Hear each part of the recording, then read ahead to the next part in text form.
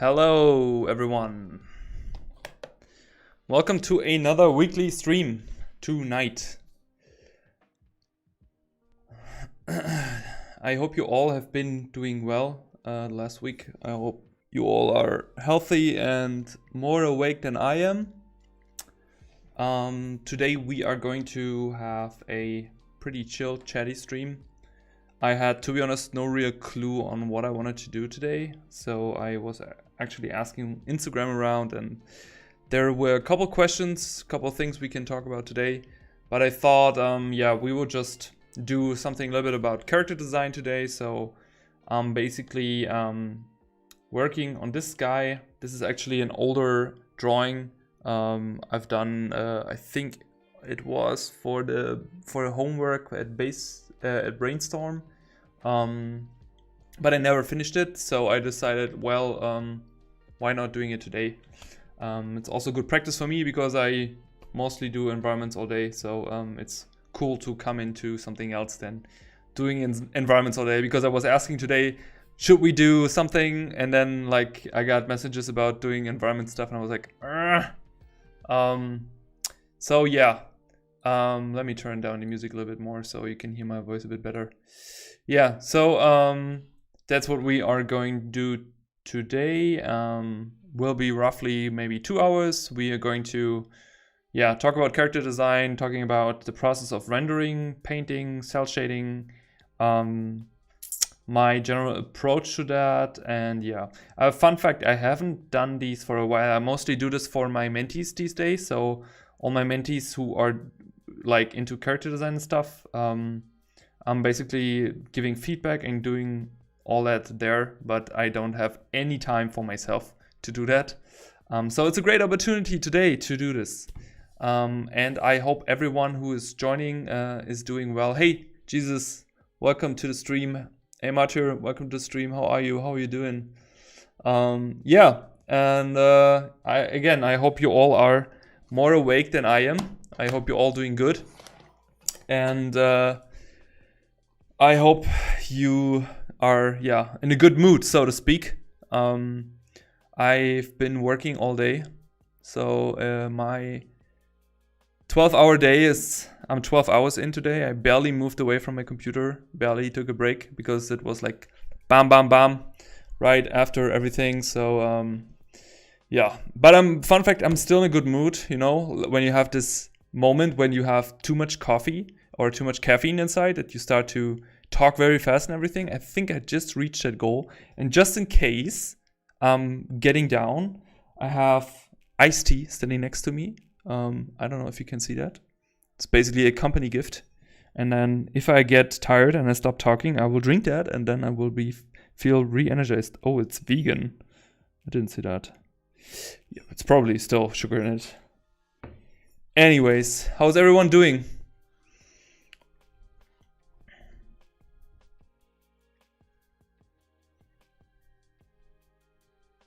Hey Nando, welcome to the stream. How are you doing? How was your week? Yeah, vegan tea, man. I don't know. Everything's vegan these days. But at the end, it's basically just water and sugar and peach stuff. Black tea. Yeah, it sounds like a normal iced tea to me, if you ask me.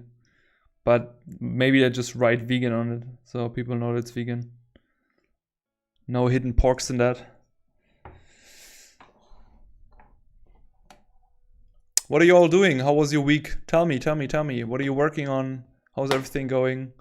I saw quite some, like, when I asked for what we're going to do, then I saw a couple messages that people are like struggling a little bit and are a little bit depressed and not in a good mood.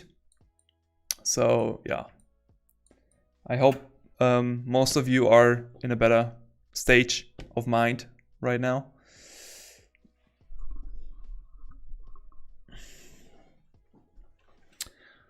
Okay, let's look at this dude. So just as a backstory to that, so I believe when I did this guy, I wanted to do something which was more like Spanish 1600s. So it's more like a classical character, but I wanted to have something more like a little bit stylized, but yeah, I wanted to have some more broad shoulder, like a little bit of that hero archetype, you know, because then I wanted to give him this white stand, and I actually changed that.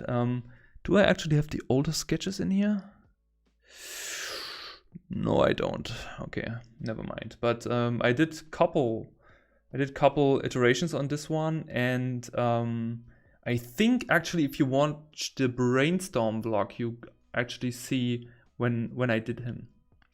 Anyways, so yeah, how I usually do that, and I think like most people, I start with a pose, do a sketch, then draw basically the costume over it, and do a couple iterations. And when I'm mostly happy with the line art in terms of like 85-90%, I do some sort of block out just in values to make sure that I start to get an idea for general value separation. So I'm looking for materials mostly. So I don't think so much about color. I'm only thinking about materials because it's about contrast, it's about readability. And I think when I did him, the first stuff I realized was that it's actually working very well here with his face, that like this face has the highest contrast. That's also the reason why I decided to make his beard white.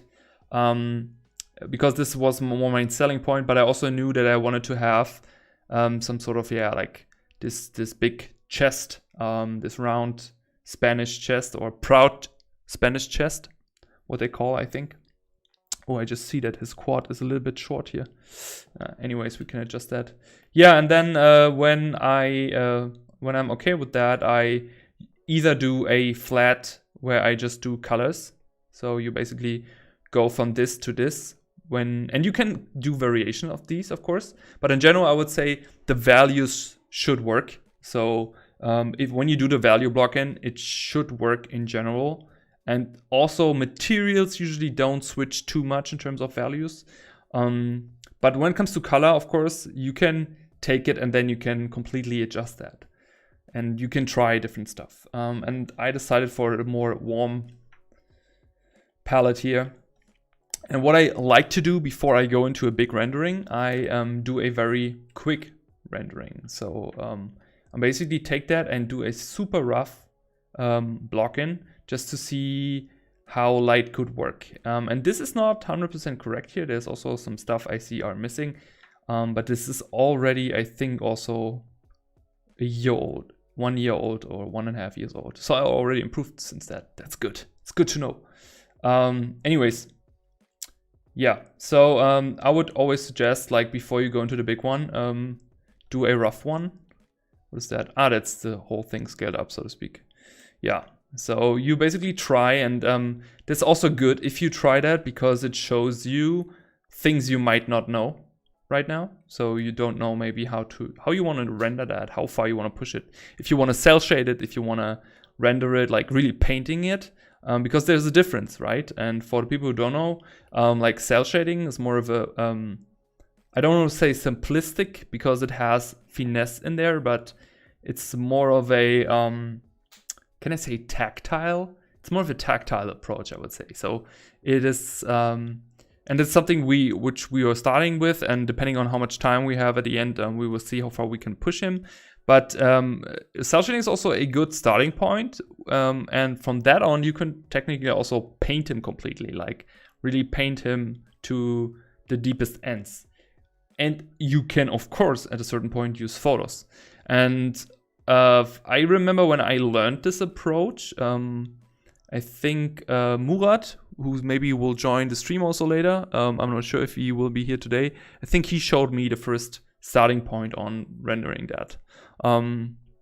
But I would say if you are a beginner in terms of character rendering, the approach I wanted to show you today will be completely helpful and easy to understand, I believe. Because I believe it's like everyone who has like basic Photoshop understanding can use this approach. Dun, dun, dun.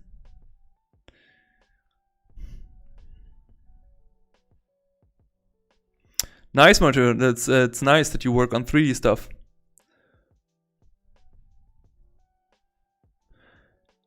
Nando just doing background painting. I mean, at least you do something, Nando. That's great. Hey, Varus, welcome to stream. Is doing value studies the best way to get better as a beginner? Yes, totally. So value studies is also I think a love-hate homework of my mentees because it is a really good way to learn materials.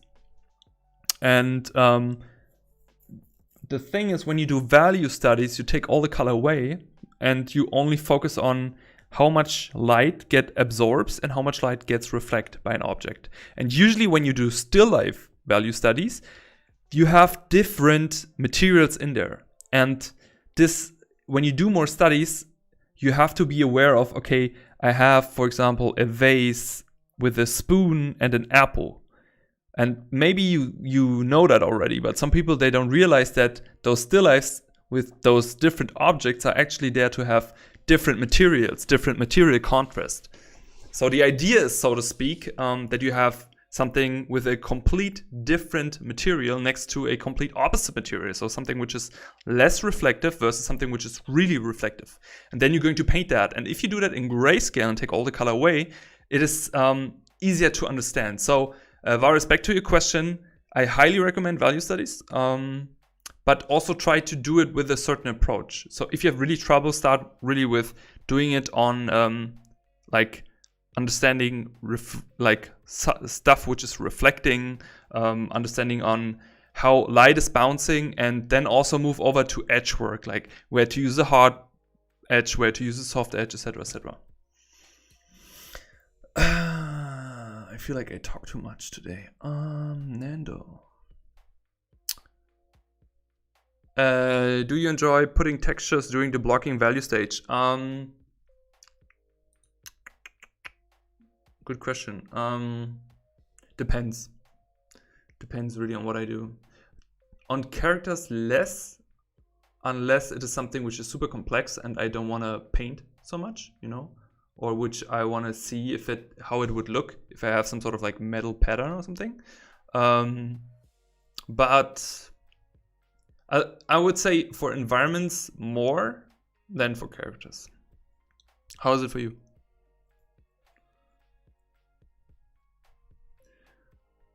Hey, Dreaming Sophie, how are you doing? Welcome to the stream. That's that's so nice to hear, Sophie. Thank you. But that's actually a lucky guess because I had no clue on what I wanted to do today.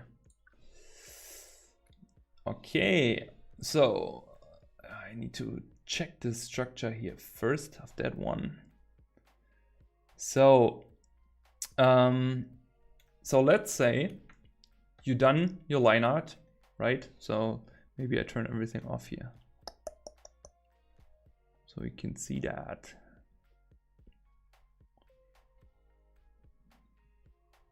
Okay. So let's say you have your line art. The first step is basically making a silhouette, right? And that's something we already done before when we do the values here, because you need that and you need a clean line art. And you need also a very clean silhouette. It's not 100% clean here, but we can always clean the rest up at the end. So the next step for me is usually something I like is basically adding a little bit of color to the line. So it's basically an effect, and then you go on stroke. So you basically double click the layer, you go on stroke, and then you just add a soft outer line to this.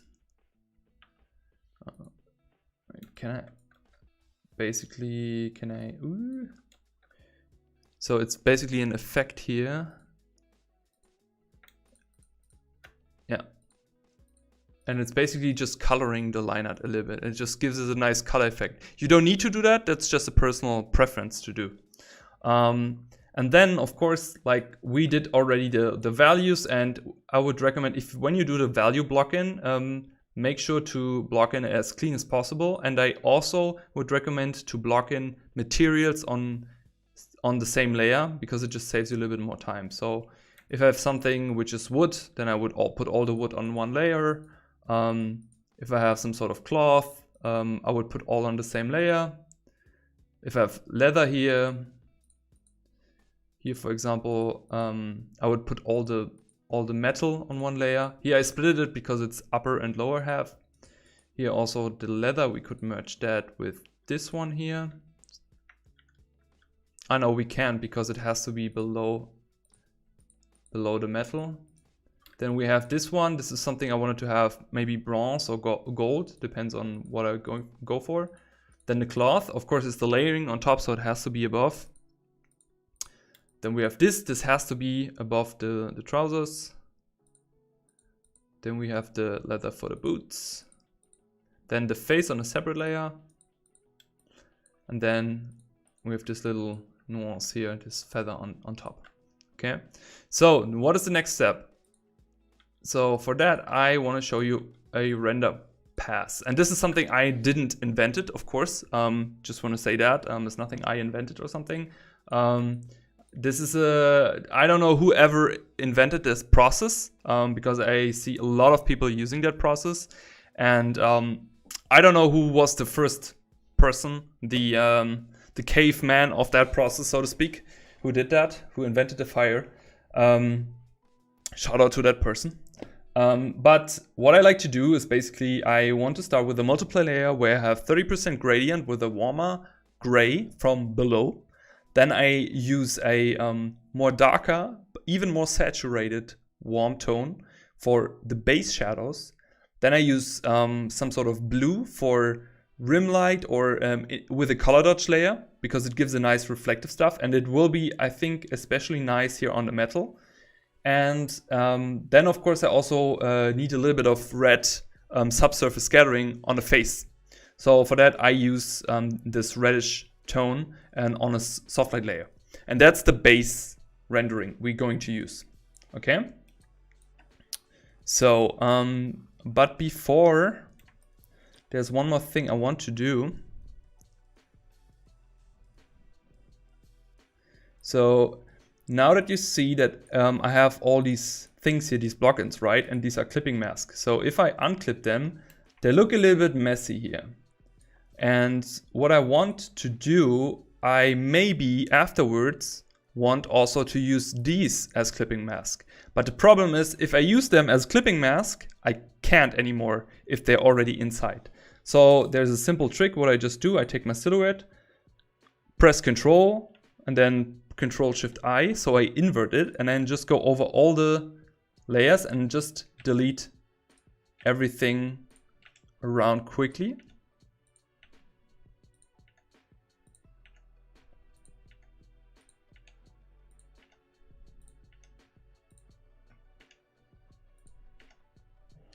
And boom, I'm back to the state, and now I have everything simple. The other way would be to press Control again to take the silhouette, and that's just another way to do that. Then you can select all your things you want to have inside that silhouette. And be aware that this is also depending on where your line art is. So let's say I wanted to have all that for all the materials. I have a selection, and then I press this little button here for mask. So now everything inside that mask, even though if it's not clipped, will behave that way. So you see, if I move it, it stays inside that. So this is basically the same way. But when we do that, we also need to be aware if we want to do any changes on the silhouette, we actually need to also adjust this. So this is why I tend to go for the more simplistic way where I basically delete everything out and then I have everything here on a simple layer. All right, coolio. So next step is we do the gradient. So we take this tone, then we make a multiply layer, and I take first my whole silhouette here, right? And we actually don't need to clip that.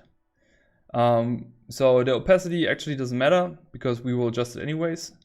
So first we want to do it simple today. So I wanted to do some sort of like side top light. So I wanted to make it as simple as possible for me because I also have to explain it to you. So we don't go for any complicated stuff. So let's add a little bit of gradient here.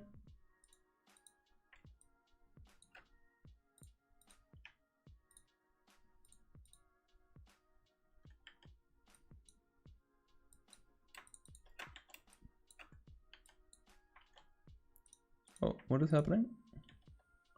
I don't see the gradient. That's funny. Let's try it again. Ah, okay, there it is. So again, we have the selection here, and we use the gradient.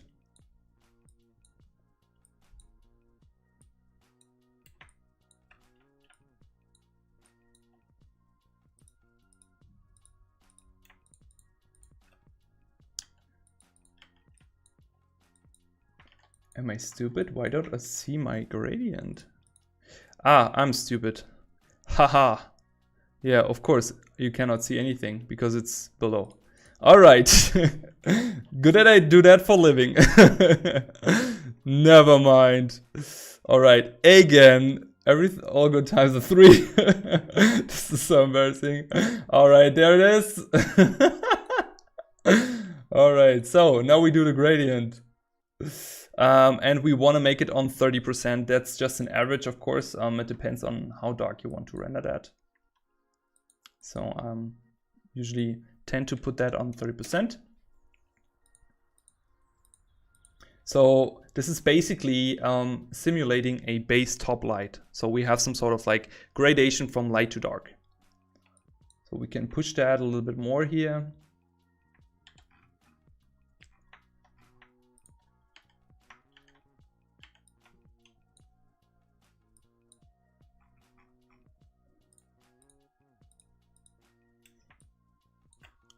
And it also makes sense to do that a little bit zoomed out. Okay, okay. Okay, it's like we can adjust that always, but let's keep it at 40%. And what I wanted to have at least a little bit of gradient here. Okay, so the next step is adding a little bit of phase. And actually, I wrote 1, 2, 3, 4. So it doesn't matter in what how you do it first. But I just want to do the soft light before I do the base shadows. So let's do soft light a little bit. So again, we can take here this nice tone. We just go in and basically gently add a little bit of red subsurface scattering everywhere where the blood is flowing. So lips, cheeks, nose. And men, especially because of the beard, they usually tend to have more greens or grays in the face. But first we start with a very simple cell shaded look here. So we always start with very little things in here. Not too much, so we don't want him to have him look like he has makeup on, but at least that it looks like he has some sort of flesh below. It's already enough for the beginning. And now we can basically start with the base shadows.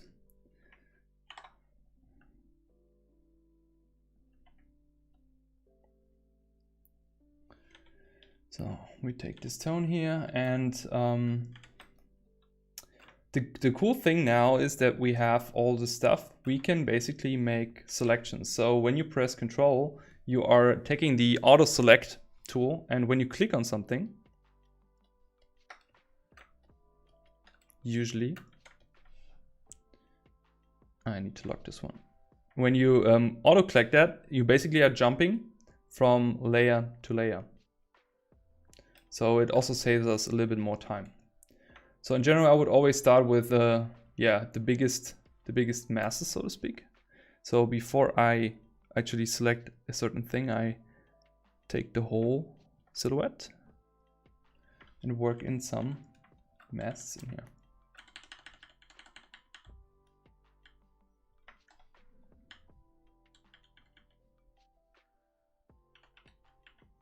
So first is about establishing where light is coming from.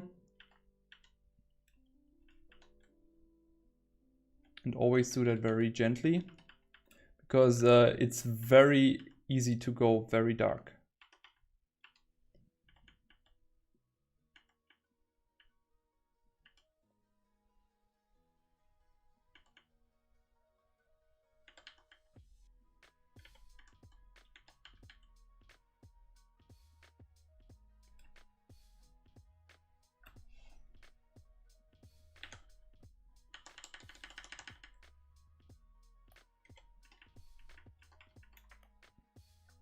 And this is usually also the longest process. So it's basically going in there and then adding shadows to every little thing.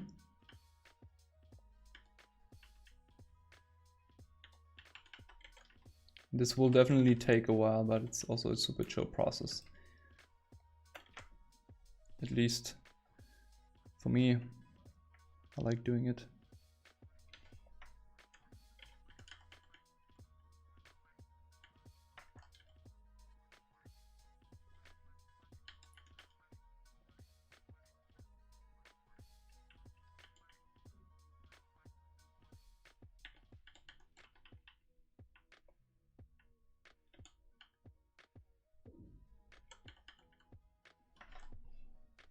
And also I would recommend maybe going at least using a more softer or a brush which has a little bit of transparency set to pen pressure.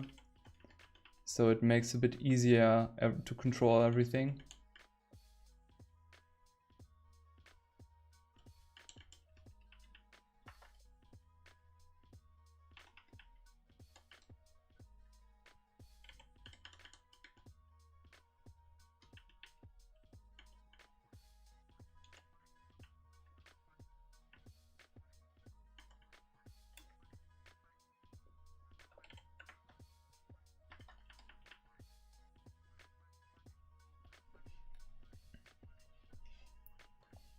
Actually, I think I wanted to desaturate that a little bit more.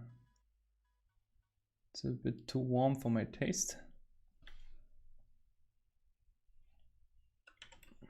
Yeah, I think that's better.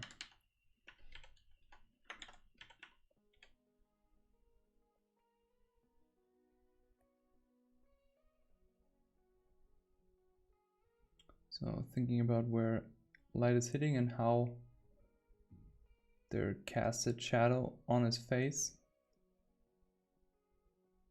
So everything here will basically be in shadow. So you can also use a gradient tool for this. You just take the lasso tool and just start with a very gently approach of just using gradients, and then we go back in and erase stuff a bit more.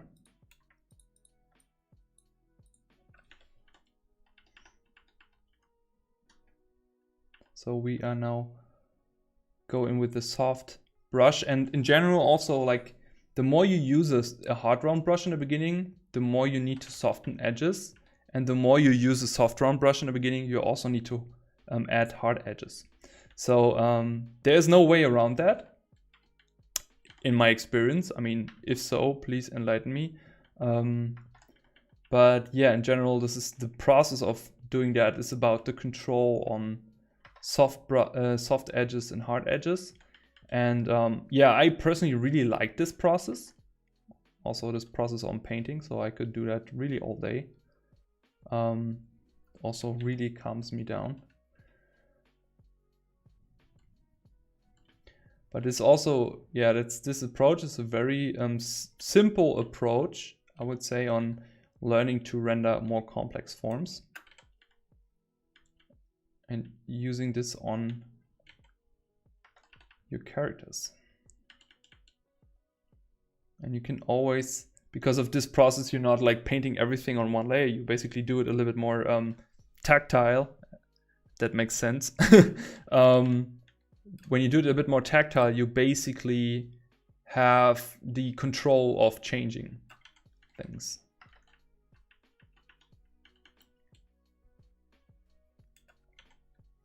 So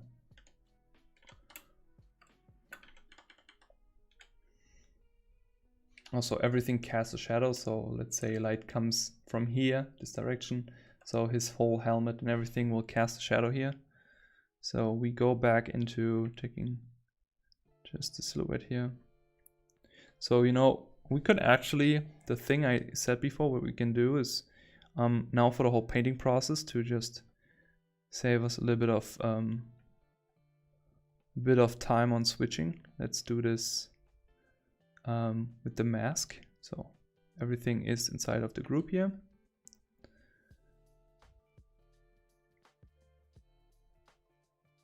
Okay, because now we can go easily over this one and can add more stuff here.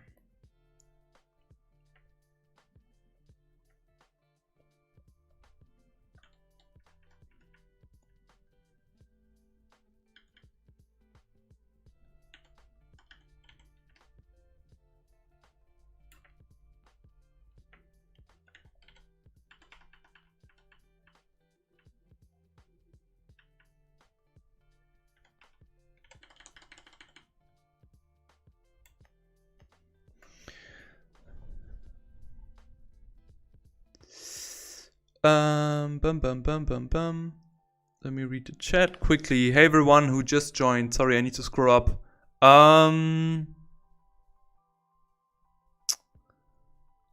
Hey Jonah, welcome to the stream. Hope you're doing good. Yeah, I mean Jonah, that's I think it's a process of a lot of people. Again, I don't know who invented that process. A lot of people are doing it. I think it makes really the most sense for characters or character rendering, but who knows? Hey Schmovid, welcome to the stream. How are you doing?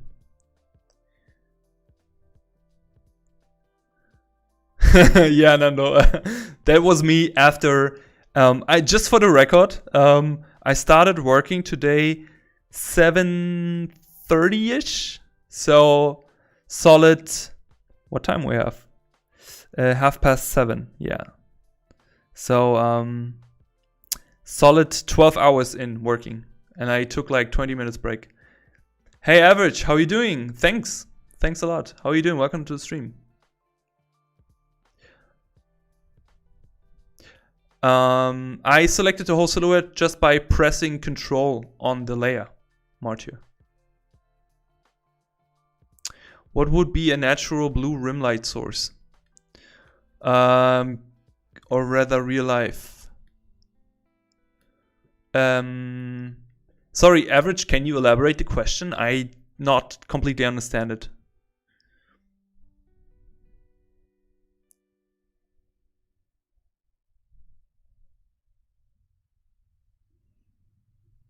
Oh, hey Nando, thanks for that. I did not know that. You're the first person who say that. Is it because of my gray profile picture? I will change it tonight. I write it down. I will just write it down. Change profile Twitch. Thanks, Nando. Appreciate it. Okay, let's continue. Yeah, and yeah, the gradient tool is really cool. A lot of people don't use it, but it really helps because making soft gradations is not that easy actually. Yeah, again, I can use it again.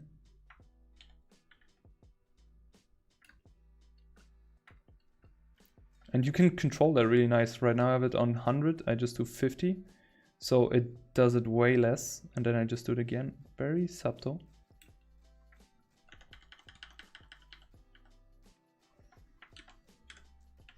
Same stuff here, I can also use it here.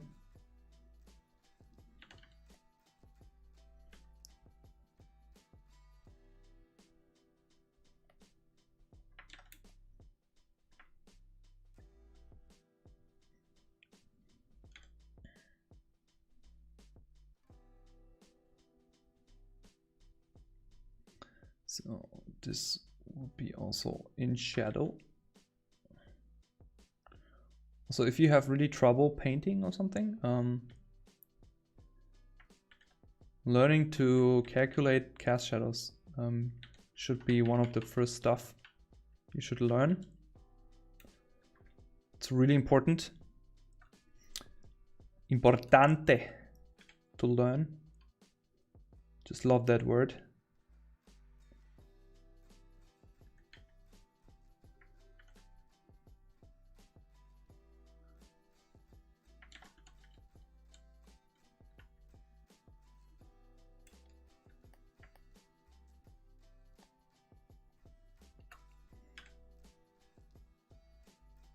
So here will be a bit of reflection, then here will be the form shadow.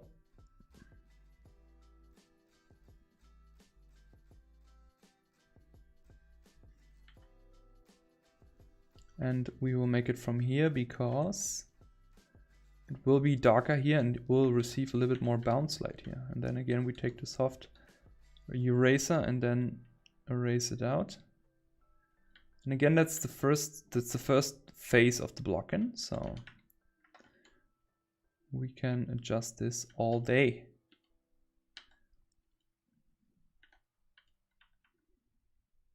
But we need to make sure to communicate form change, because this is the only way we can show that there's some sort of like change happening in form. That sounded very smart. So proud of myself. Basically repeated the same thing twice.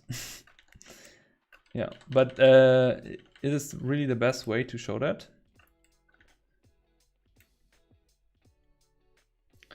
Okay, let's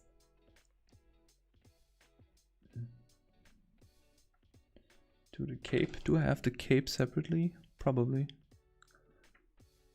Yes, I do. Pretty good.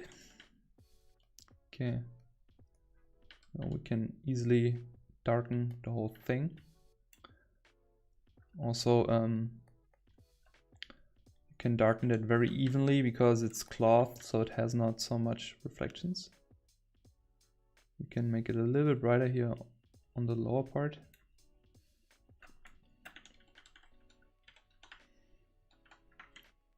You can also check the grayscaling in between here.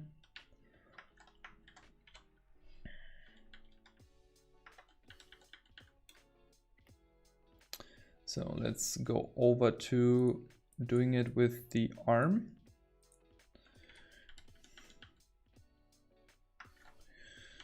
So we can basically make a broad stroke here, boom. Then we need to think about how everything is casting shadow on it. So you could potentially have some sort of nice angle. So maybe like this. Because we need to make sure that we are staying very true to the direction of our light source.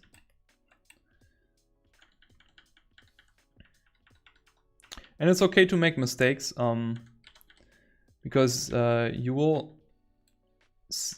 probably maybe not see everything in the beginning, but when you block in most of the stuff, then after you look at the whole thing, you will see, ah, okay, this is not working, this is not working, this is not working.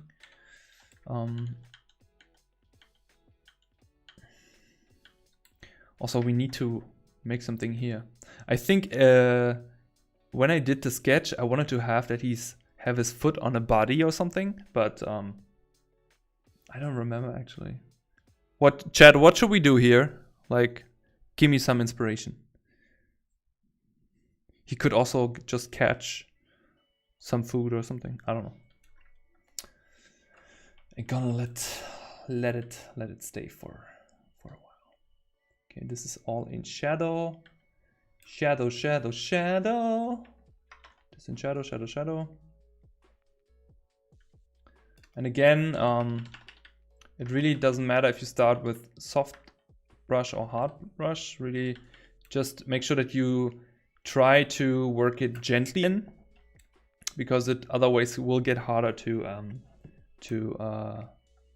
clean it up later on. You know, you don't want to spend so much time cleaning something up you already worked on. So here also this would probably cast a shadow. So just take the lasso tool, take the gradient tool, it's your friend. Like Bob Ross would say, every tree needs a friend. And this is also in shadow. And this character rendering process is super simple actually. This is, if you break it down to what you need, again here, these are the 4 cooking ingredients. And I hope I'm fast enough to that we have it to a certain stage. Now we do the lower side here. You know what? We do it with the gradient tool because it's our friend. Bam, bam, bam, bam, bam, bam.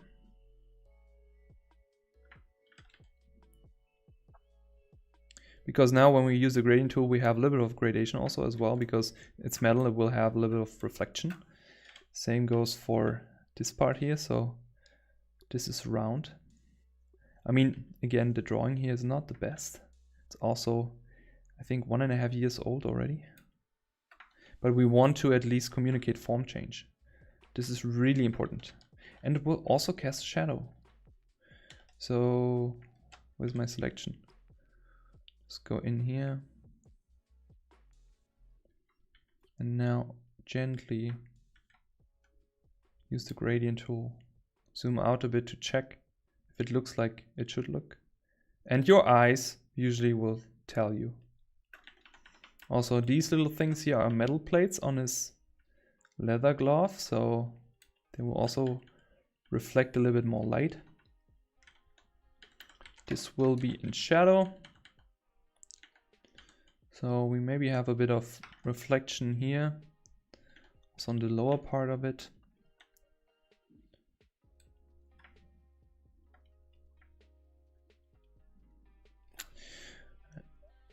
I feel like this red in his face is a bit too strong.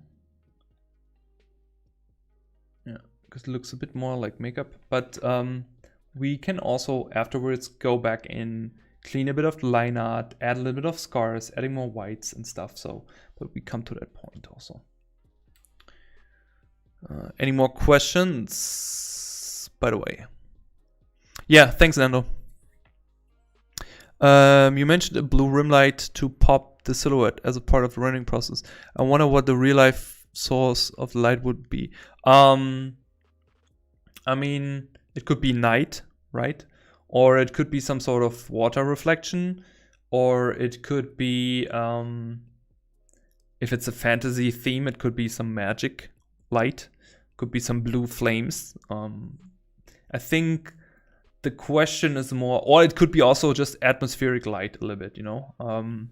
Of course, if it's it's 1600s and then they don't have studio lights, right? But there are definitely possibilities of that. If that answers your question, I don't know if I understood it correctly. Yeah, the process is pretty chill. Pretty chill. Also, everyone who's here, please do me a favor, just press that like button on that video so more people see it. Also, I'm so grateful and thankful for all your support. I read every single comment under every video.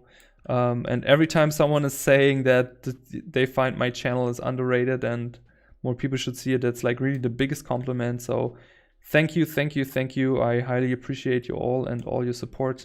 Also to all the people who come to the streams every week. Yeah, I really appreciate you all. So I'm happy that we all have something in common, that we like doing art. And yeah, I just wanted to say that. Between all my nonsense, I'm saying.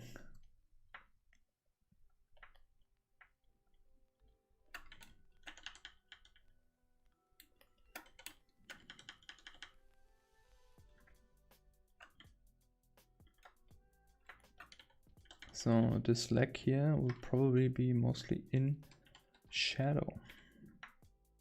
But we can also technically use the lasso tool.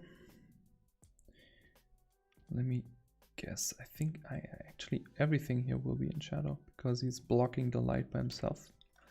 So we can also clean this up here.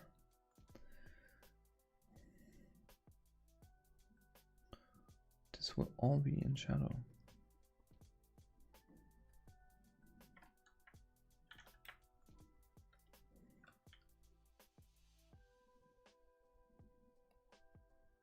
See again, gradient tool is our friend. Creates a nice gradation towards the ground.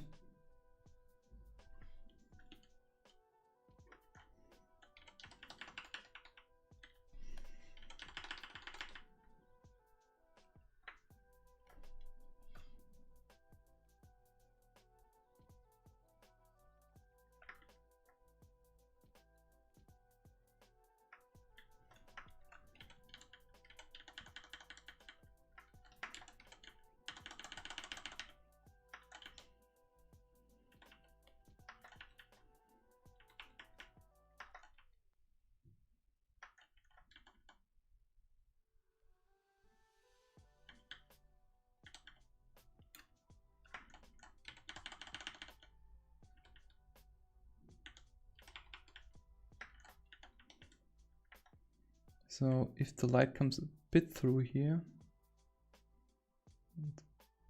possibly create a shape here. And this angle, again, calculating cast shadows, totally essential skill.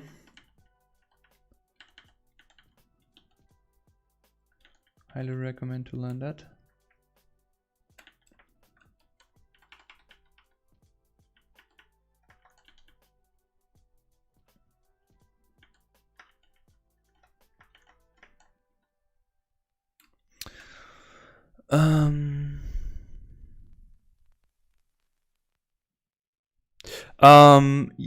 That depends on what you want to achieve. So you could basically just cell shade it, or you can use it as your base. I think Evan Amundsen is also using it a lot. So he's using some sort of cell shaded look, but a little bit more like pushed, but not too rendered. And yeah, you can also leave it super simple, you know. You could also basically just do only hard edge layers, you know, like just doing basically just blocking in it like they would do in any type of cartoon or any type of any type of scenario, you know, like just with a hard round brush here.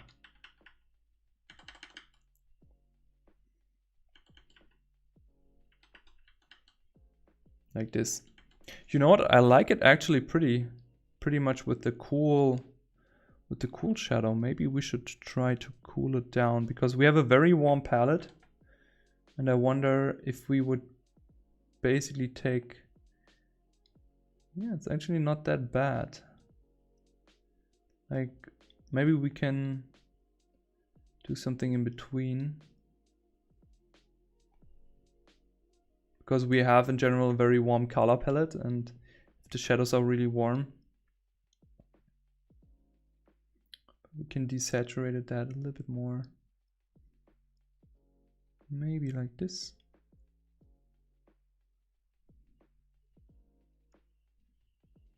Maybe a bit more. Yeah, I like it. I like it a bit more. So let's me check here. It's still a warm tone. It's just a little bit less saturated.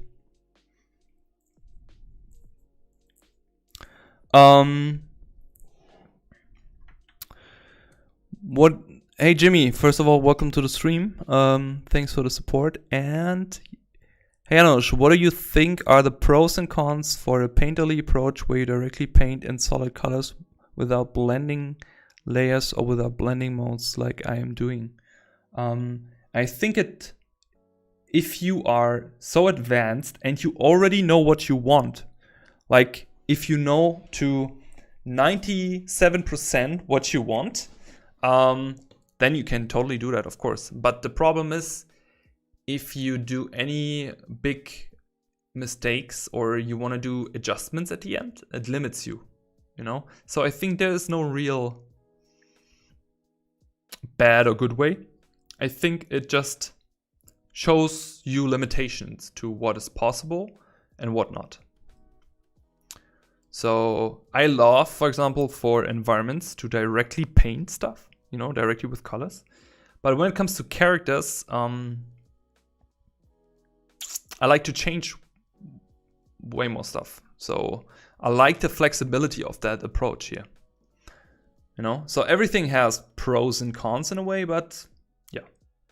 I think it's time for my vegan iced tea also. Okay. Cheers on you guys and girls.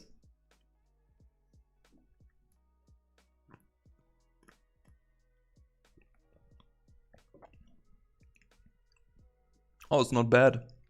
It's really not bad. It's really good actually.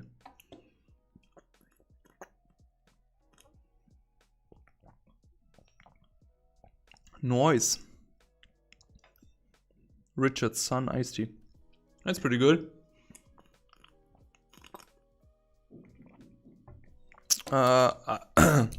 Yeah, you know, that's just what I think.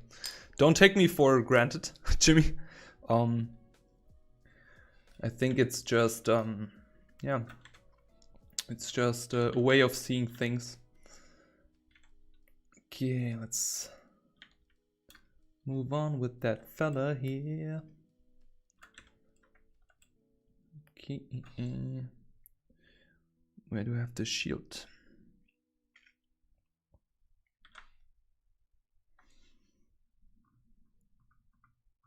I think here, yes, yeah. I think the shield will be the most interesting part, because I'm not 100% how I will do it with the bounce light, but I have belief, a lot of belief.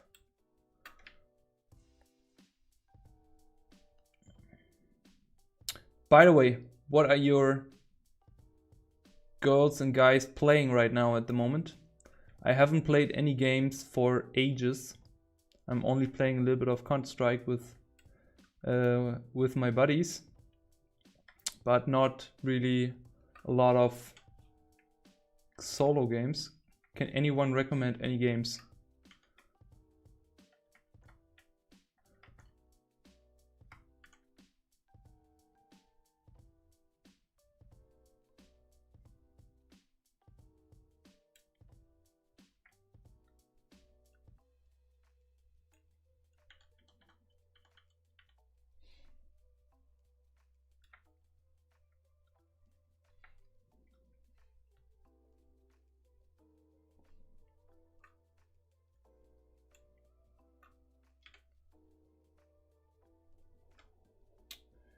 Okay, let's do the arm.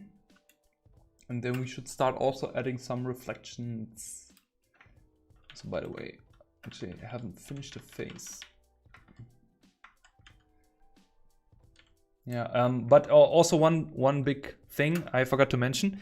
When you do this process here and when you do the shadow process, so adding the shadow, try not to jump in between values and tones.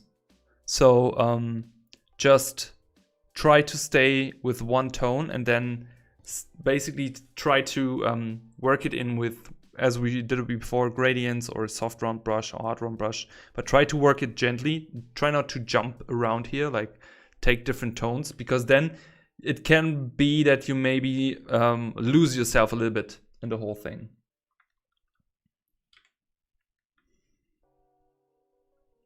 Yeah.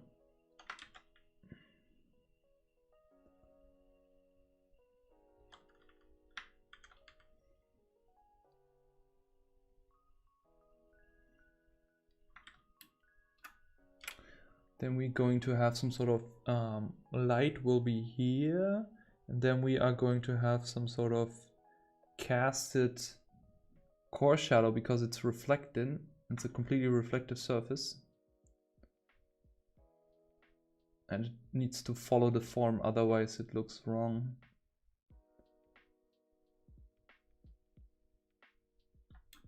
So something like this. And then there will be some midtones, and then it will go dark again when it turns away from the light.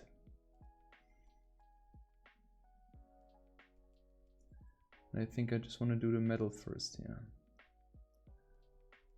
Again, I will use a gradient tool for this.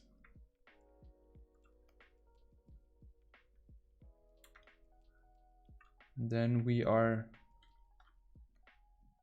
adding also highlights to that, and then we can go in with a soft brush and also add softer areas here.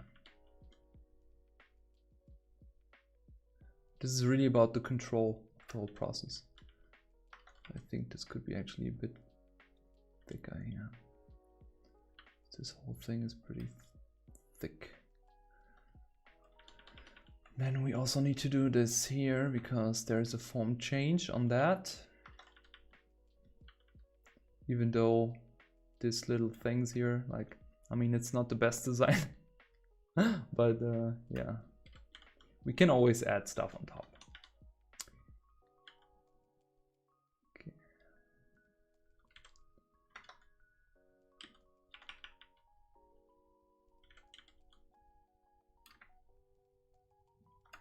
Okay, I'm also zooming out to see that I don't lose any sight of it. So to keep an overview. So you can put it on grayscale in between just to see, okay, you have what are you actually rendered already.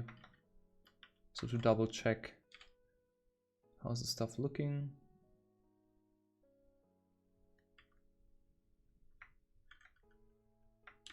Like here.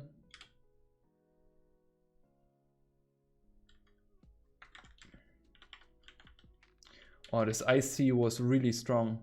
The black tea. Think I will not sleep tonight. I can feel it. If my nose will start to bleed, don't worry, it's just the caffeine.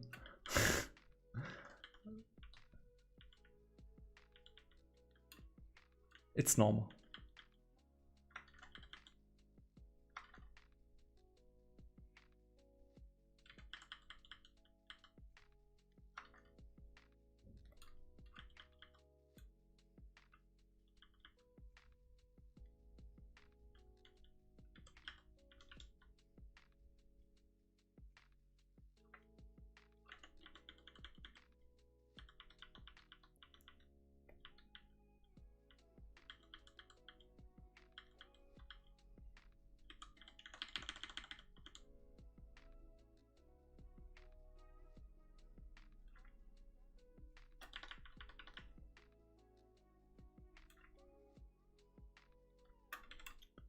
So, making the rough core shadows in here.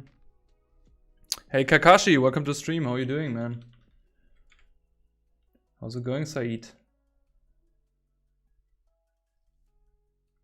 How's the homework going?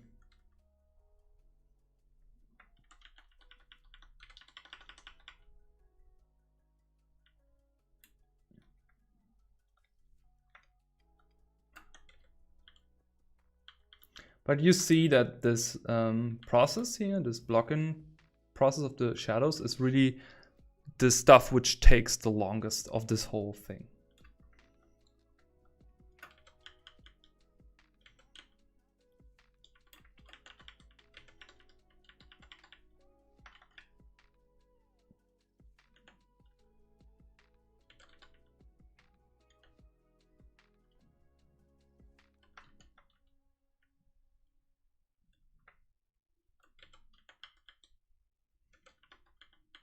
But I like it, it's fun.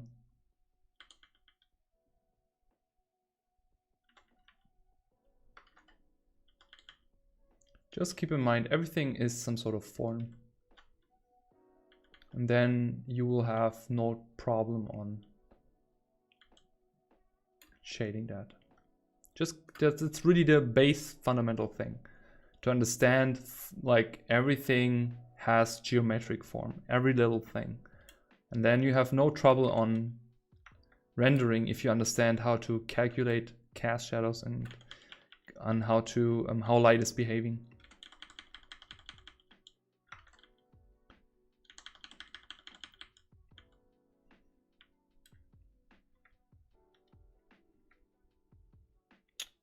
So I'm not 100% sure about this shadow here, but I think we will see if it works when I'm going to add the light. Because this material here will have basically two light sized, one very bright and one more mid. I don't know what's the English word for that material. In German it would be Blechmetall, I think.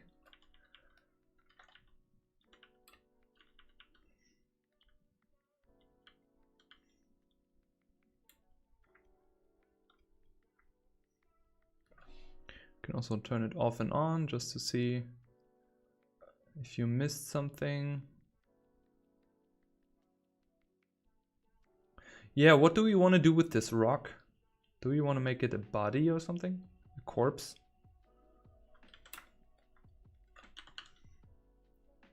Also, I see that the pants and the shoes have no real design.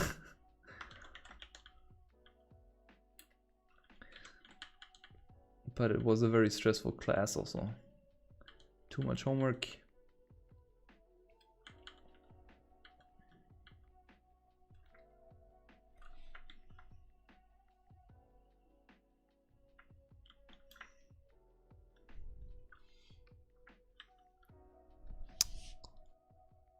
Ah, see, Said is going to do value studies of an apple. We just talked about value studies, Said. See, Said is doing the grind. He's doing the foundation grind. He knows what he gotta do. Hey, Gabe, welcome to the stream.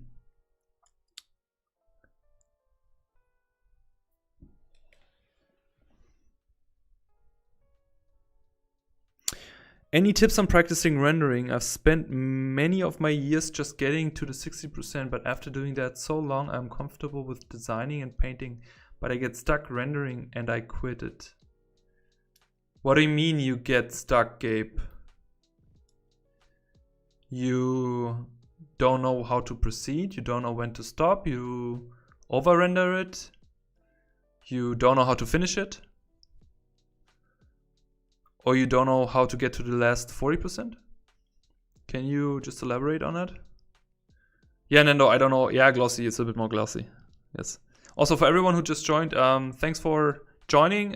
If you're new, make sure to hit the thumbs up, subscribe. And also, if you're not part of the ArtSound community, I know most of you are, make sure to join the ArtSound community. There's a banner on the YouTube banner. I always forget to say that, but we have a lovely art community and we are like-minded people and we're trying to get better and share and improve. And we are friendly and open. So if you want to join, feel free to do that.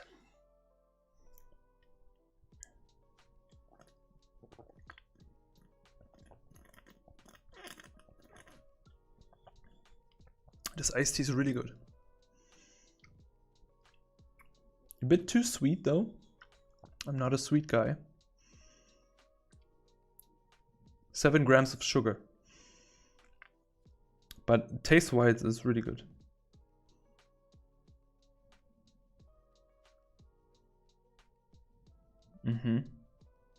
So this iced tea is actually over 100 years old, the recipe.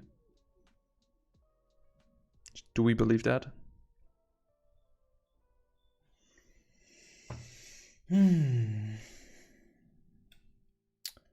Okay.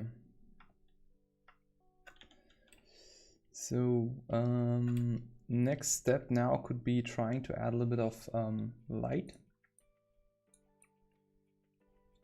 Let me just double check values here.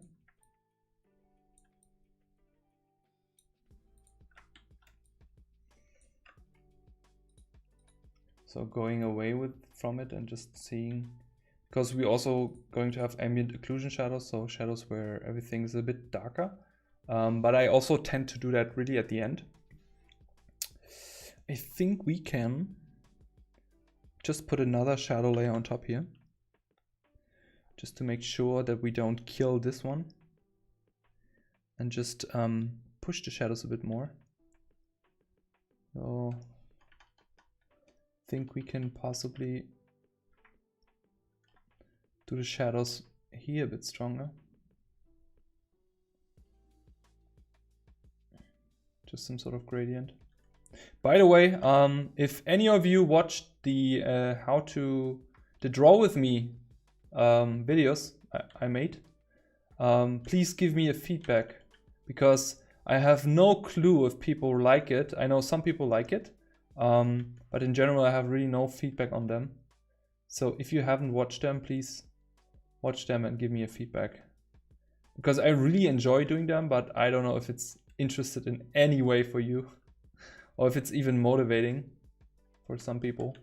The goal with them was really to make people to start drawing and to not overthink too much. But yeah, I don't want to bore you with the same content if you don't like the content.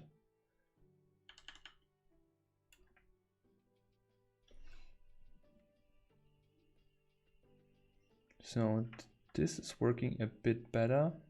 Just need to make sure that we don't go too dark with that whole thing. So maybe like this. First, we can always go darker. No problem on that. Just first. Okay, maybe we can also, what's going on? Oh, it's a normal layer. Okay. Let's darken that a bit more.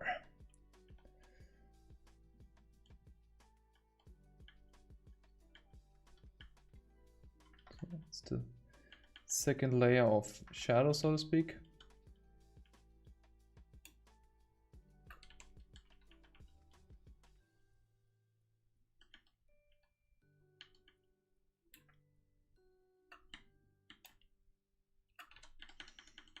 I don't know what it is with Spanish military. They look so stylish, man.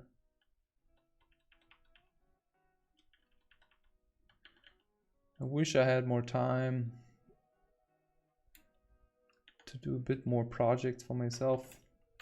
But I also very thankful for all my mentees and for all the people I am teaching right now, because it's so rewarding when they get better. You see them getting better and getting closer to achieve their dream.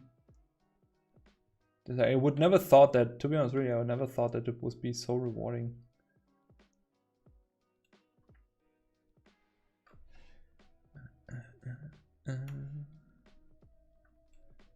Dun, dun, dun, dun, dun.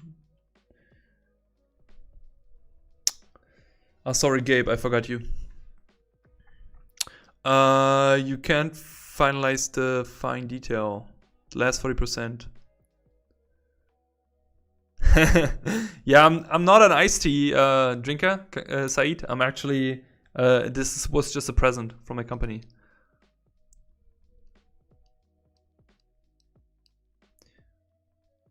Yeah. So Gabe,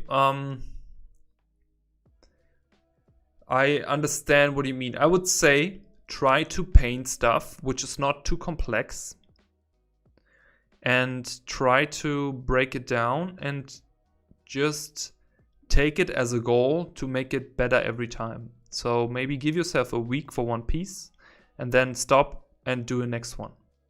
And then continue and then do that for 8 weeks. And you will see you have improvement, and you will see also you will have a better understanding. You will get faster in your own process, you know? So definitely try something like that. And then, yeah, and then it's just about that, because I think like this 40% of finishing is really hard to get, and it takes a lot of experience and grind, and you need to really to bite your ass, so to speak. But think about when you started with art. In the beginning, everything is super hard. Like even doing just a final drawing, a clean drawing, it can take really long. and it can take a lot of energy from you. And then like 2 years later, doing the same stuff is maybe not that hard. But that's the same with painting. It's just keep at it, try to improve, and try to improve with a certain understanding.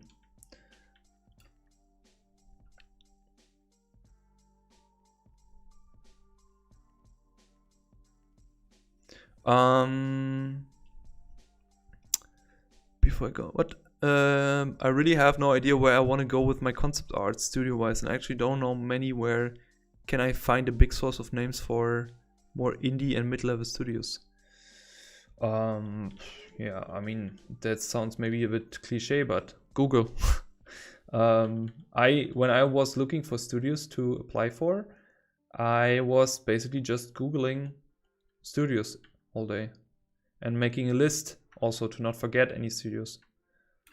And yeah, and then just look out what you like doing, what you want to do, what style, and then try to work towards that. I don't know if that's any helpful, Nando. But also, if you have certain things you like doing, at some point you maybe also need to go in a certain direction. So, for example, you want to do like fantasy creatures, but the need for fantasy creatures is really low. So, but you really want to do, you have the skill set and you want to do the job as a concept artist, and you can technically do it, then you maybe also need to do a little bit of other stuff just to showcase that, okay, you can not only do creatures, you can also do other stuff. But in general, I would always say, yeah, dream project, man. Think about your dream project and then look who is doing stuff like your dream project.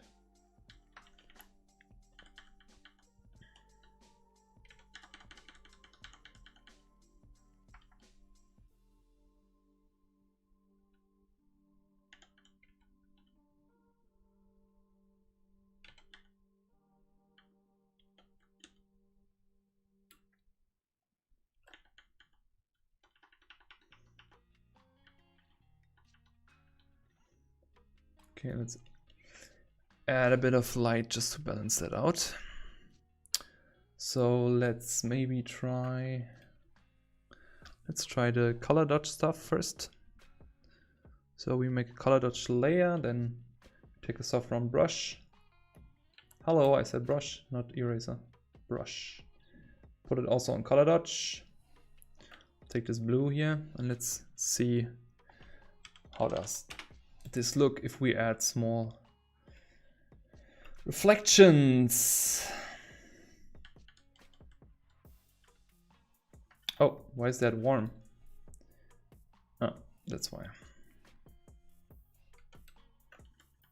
Okay. Oh. Yeah, you have to be super careful with that.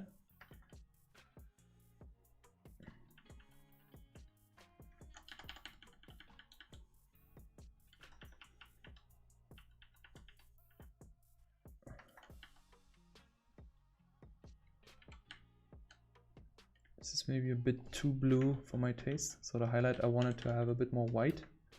But first let's do the base here.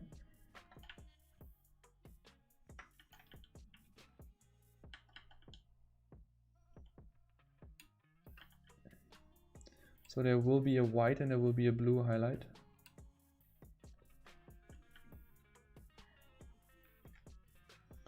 So this will be also here.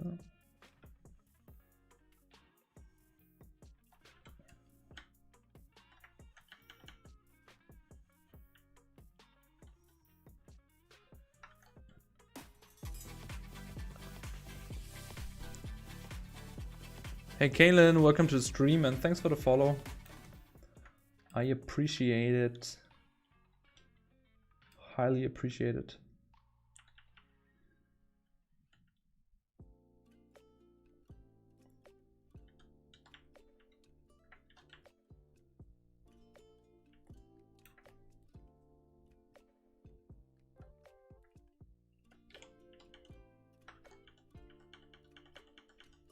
This is cool to be blue, but I don't want it to be too blue, too saturated.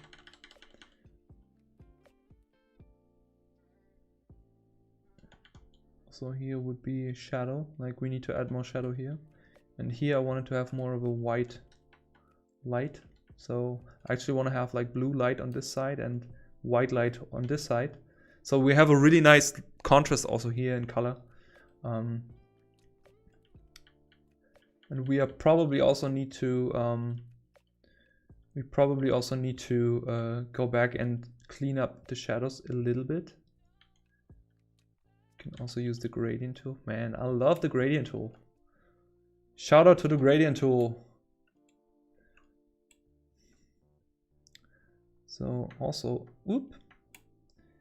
We also need to add a little bit of light here. Where is that silhouette? Here is that silhouette.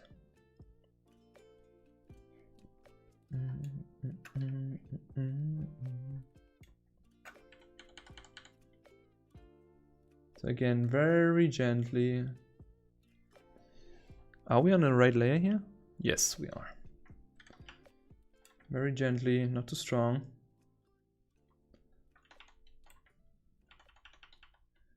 And yeah, always think about everything is a form, right? So we're not filling flats. Everything has some sort of form. If that's metal, it will reflect.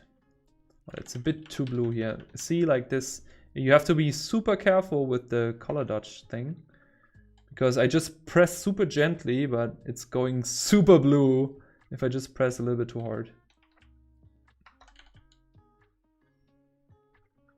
Just gently. Very gently. Okay. Just be nice to your painting. Say you are a good painting. Sorry, it's the coffee. It's too much coffee, such a long day. I'm sorry if I start to talk weird stuff.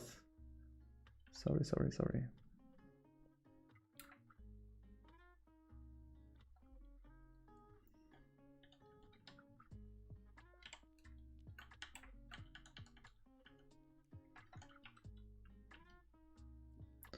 So we are thinking that this whole thing here is only receiving bounce light.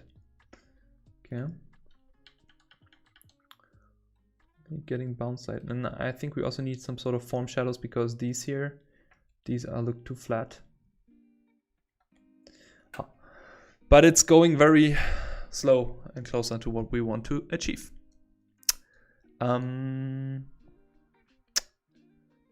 Yeah, Gabe, I hope that was helpful at any point. Do you think about working for AAA sometimes? These days, not, to be honest. And, you know, I'm in the industry for, I think, 5 years now. So I worked in movies. I worked in 3D animation, so to speak. I worked in commercials, and I work in games right now, in mobile games right now, but mobile games with a very high quality standard.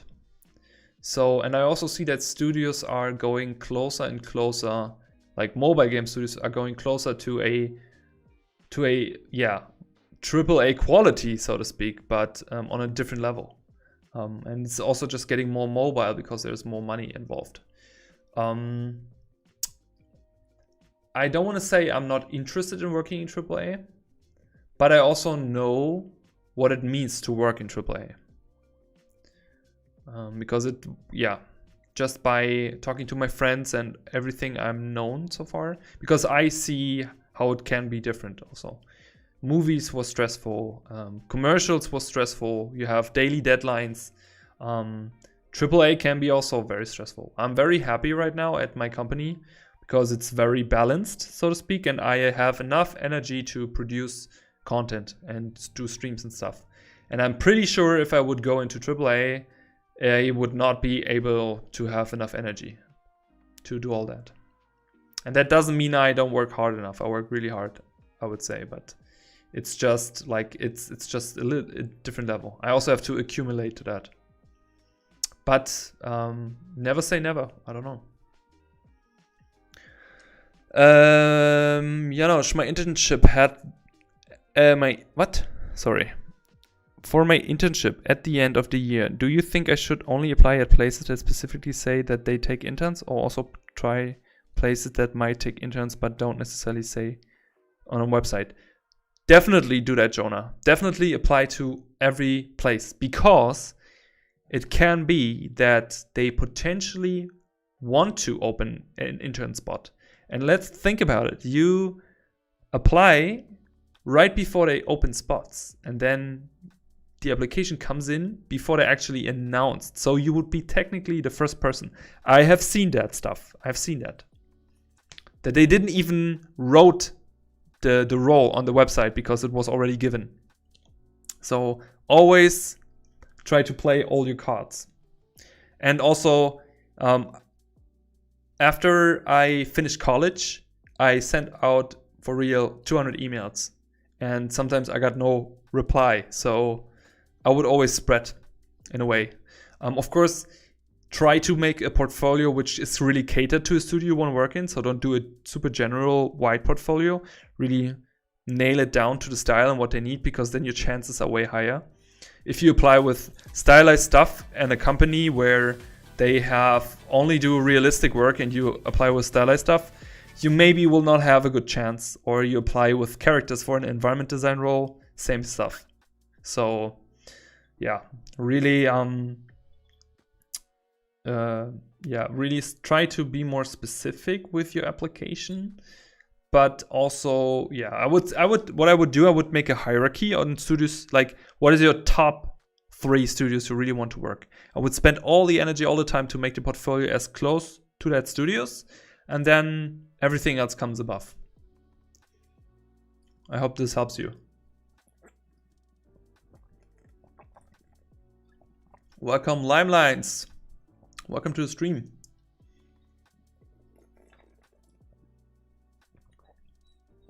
Man, I'm really surprised about this iced tea. But I probably need to go to the gym after the stream, because I can just feel the caffeine and I'm not going to sleep tonight. You're welcome, my friend. You're welcome. That's why I'm here. And if you succeed, let me know. I just want to know.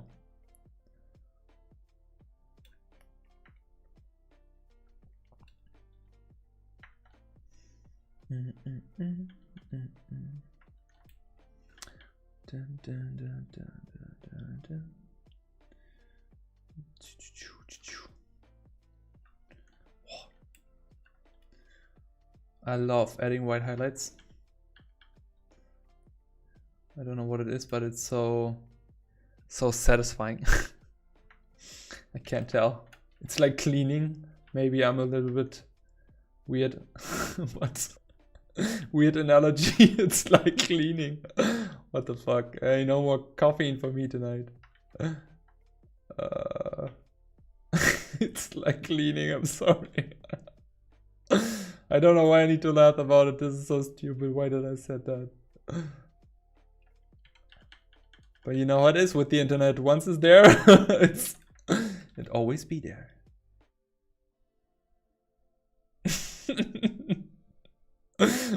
Oh my god.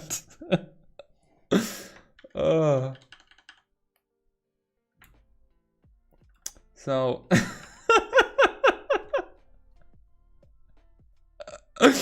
oh man. Sorry guys. Sorry. Focus. Oh. Wait, I cannot pay because it's so stupid. Oh man, what's going on? Oh, I shouldn't drink that iced tea. It's killing me.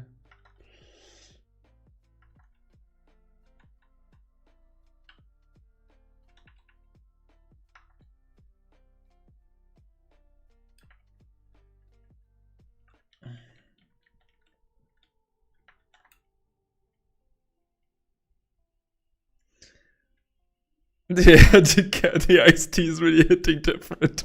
I don't know. Okay, so how about we try it with the white light now? Okay. Let me see if it works like I thought it could.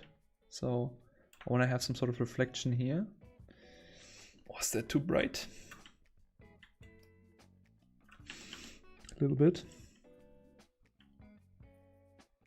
So what the plan is right now is basically for the character rendering or for the character design is we are now at the first stage of lights.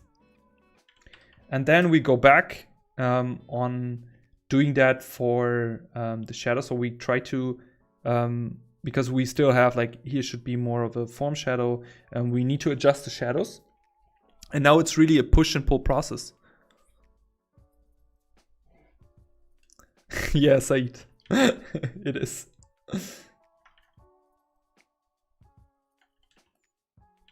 Also, for someone who doesn't drink alcohol, like coffee is really...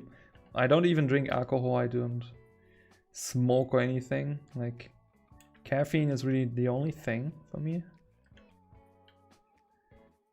But when it kicks right. It is kicking.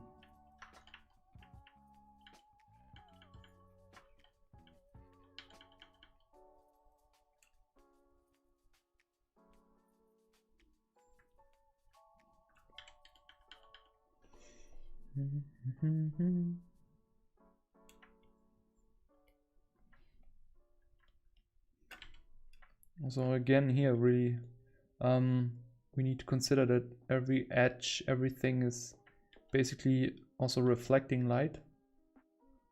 But that's why I like to put my my light above my shadows. But at the end it doesn't matter, you could technically also start with the light and then just doing the shadows afterwards. But I just like to do shadow first because I usually like the shadows cover more space. But it also depends on the rendering again, so yeah. It's just fun. And really try out this process. If you just joined later on, I will keep always the streams on the channel, on the YouTube channel. So after you subscribed and liked the video, of course, make sure to watch it from the beginning. And I talk about everything like going in. And yeah.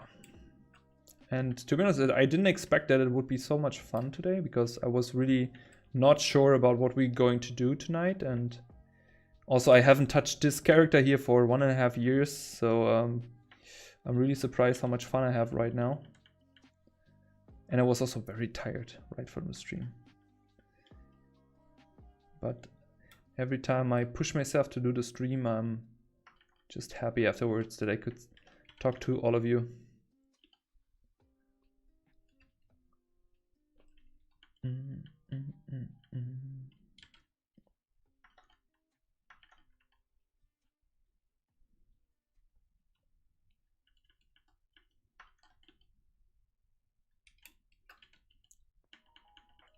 Yeah, and don't be afraid to make mistakes. It's just a learning process.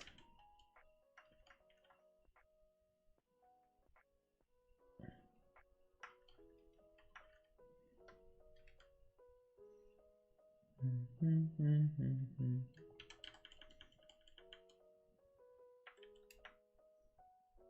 know what? Let's try something else. Let's take our shadows.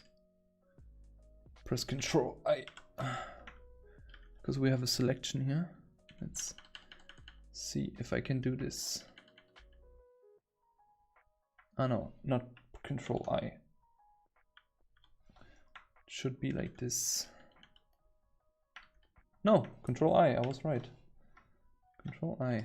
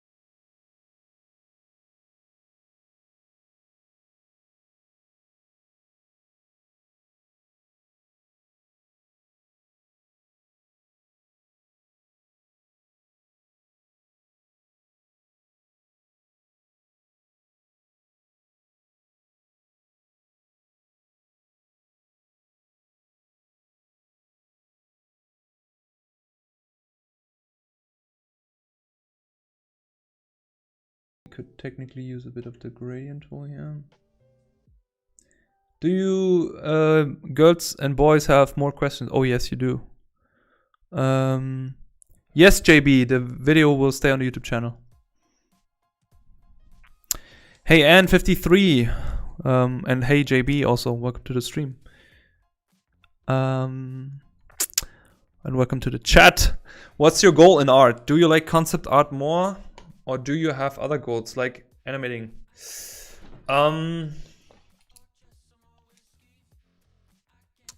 I do have. That's a really hard question to answer, to be honest. So right now, I don't know, and if you have seen my draw with me videos. Right now I'm doing ink drawings every day in a sketchbook. So I'm basically just using brush pens, these here, every day to get better with drawing with brush pen and ink. And it is weird because it makes me super uncomfortable at the moment, because it feels like learning drawing again, because it's, for me, really it's different than drawing with pencil and having not an eraser. Like everything is permanent. So but it's also so interesting, you know, because every drawing feels like a failure right now, but I know this failure brings me closer to something, and I'm not even sure what it is. I'm just like super curious. And because I also know that I will never ever stop doing art, so I will always work on my craft somehow, and this will never stop. That I will basically try to get better. So my answer wouldn't even be to say like I just want to get better with my art, because I always will do that in a way. So yeah, what's my goal? My goal is to be more me. I did so many copies, so many studies. I try to learn from so many different people. Try to yeah. When I tried to become a professional artist, I was doing everything to get my portfolio up, to get into a studio, to get, when I was in studio, like getting better in studio, like lifting up the level of my capabilities. But now I'm at a point where I want to see what is inside me, so to speak. What is my inner voice, my artistic voice? I want to see what really interests me, you know, and what makes me me. I don't want to copy anymore. I like also all the drawings I do in my sketchbook right now mostly are from imagination, and this is such an interesting thing, because it's like, again, being a kid and drawing again from the fantasy. And it's in the beginning always super hard, because you always tend to be, this drawing doesn't look nice. I want to have a nice drawing. But if you're really curious about what's inside your head, that's the only way, on like just sitting in front of that white piece of paper, and yeah, and just trying that. And I feel also like I'm getting better with this stuff. I'm getting better with the process of drawing from imagination. And this whole thing actually started on THU. Like, if you don't know what it is Trojan horse was a unicorn. It was also a vlog there, so I have this vlog as well. And everything started there. So I was just trying to do a drawing from imagination every day. Yeah, so that's my broad answer to this. But thank you for this question, because I rarely speak about this stuff, because I find it's also very personal in a way. But I also wanted to share it, of course, because yeah, I like to share it, the experience, with all of you. So if you're ever in a stage where you think like you're at a point like you think your fundamental skills are ready or good, try to do something from imagination. Try to do something from your own mind, just to figure out what is actually inside of you. What interests you? What are you repeatedly drawing? What are you doing? What are you doing? You know. No, but all seriousness, really try to speak to your inner self. So I try to become more of a, I try to become just more a artist these days. Like I feel like I try to learn to do products, to have a job and everything. But now I want to find my own artistic stuff. Yeah. Sorry, it was a super long answer. Hey Celine, welcome to the chat. Long time no see. How are you doing?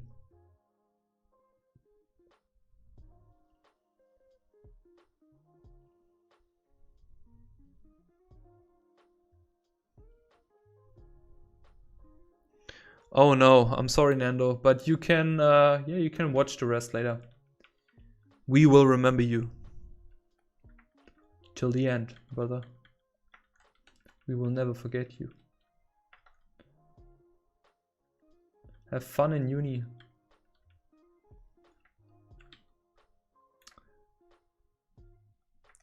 Do I want to give him a bit light here?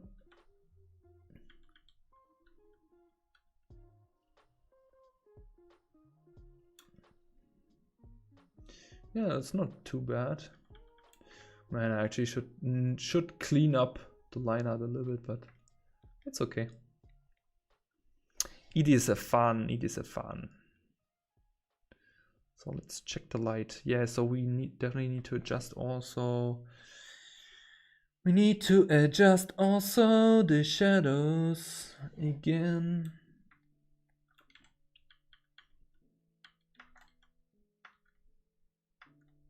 Yeah, and everyone who just joined the stream, feel free to join our lovely art community. There's a button right on the YouTube banner. We are a bunch of like-minded people trying to improve and share, and yeah. I really like our community. I really like our community. I'm so proud of everyone sharing and helping. So cool.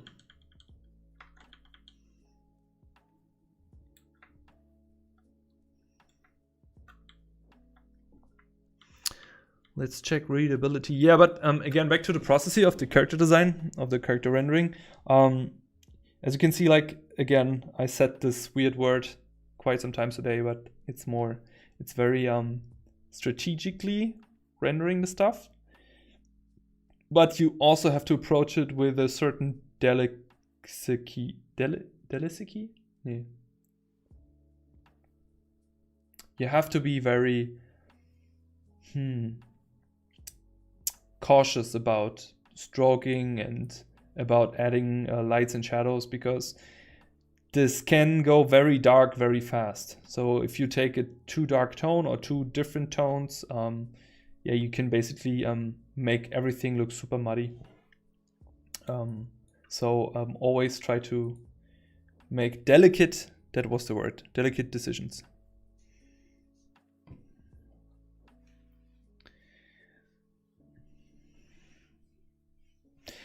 Oh, that's great to hear, Celine. Hey, Childish Sedino. I didn't know you were here. Welcome to stream. Stop making fun of me, Nando. Enjoy your class, buddy. See you soon. And thanks for joining. It was a pleasure to have you. Yeah, I totally get you. I totally get you on the brush pen. Brush pen is really... Phew. Thanks for the Twitch follow, Schmovit. Or Schmovit. Schmovit. Schmovit. Schmovit. Schmovit. Schmovit. Schmovit. Schmovit.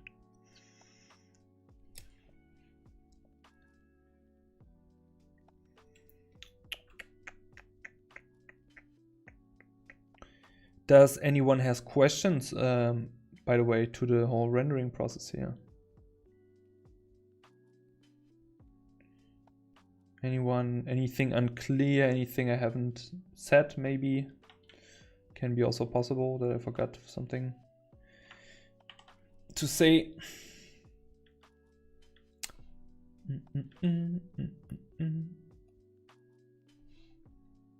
Please let me know.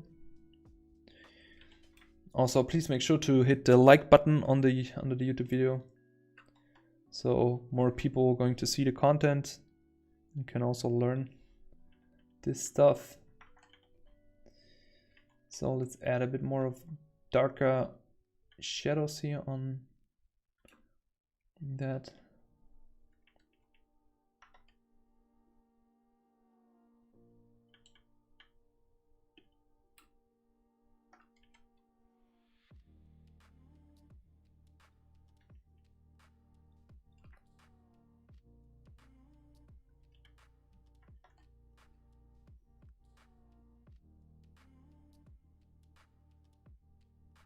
Totally forgot this cast shadow here.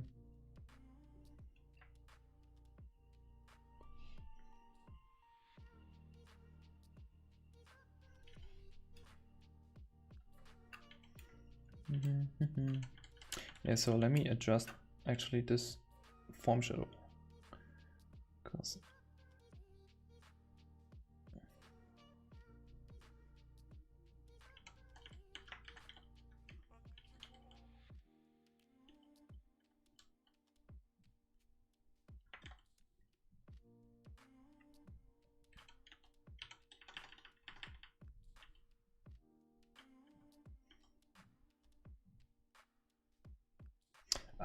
that's why it looks so weird. I have color dodge on.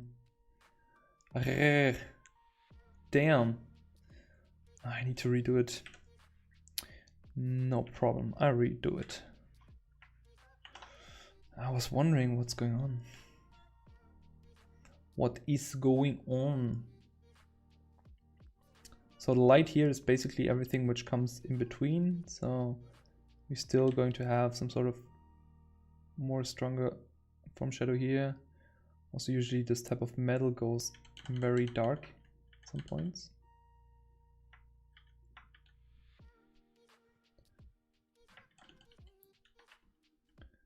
Just delete this.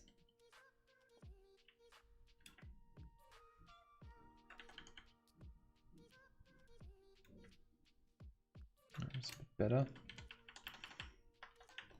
But again, there's no real right or wrong in this process. It's just seeing and pushing.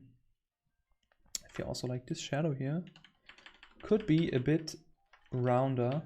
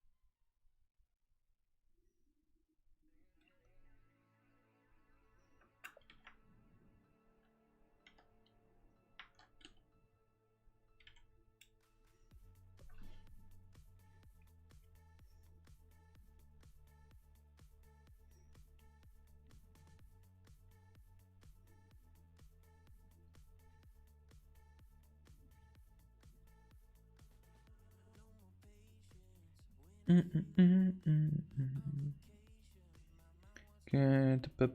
this is this one. Oh, this is the new one, yeah. Okay. Is that stream music here? Oh, that doesn't sound like stream music.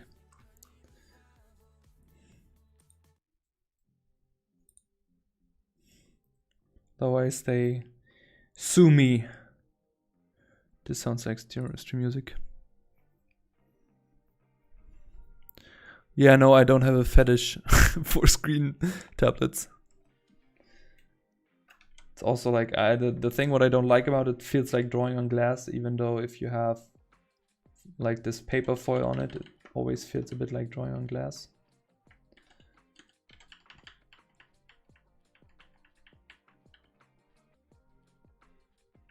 What do you prefer?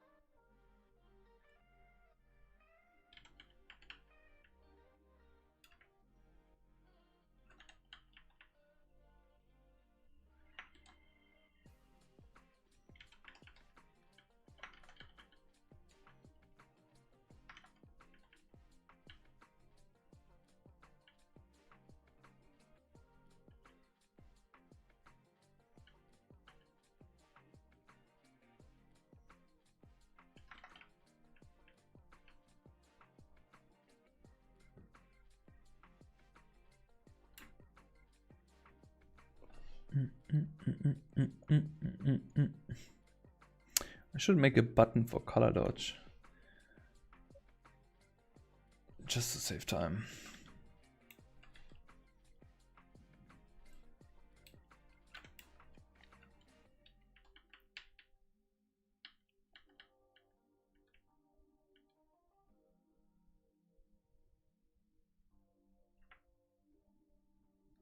Oh, it doesn't look cool.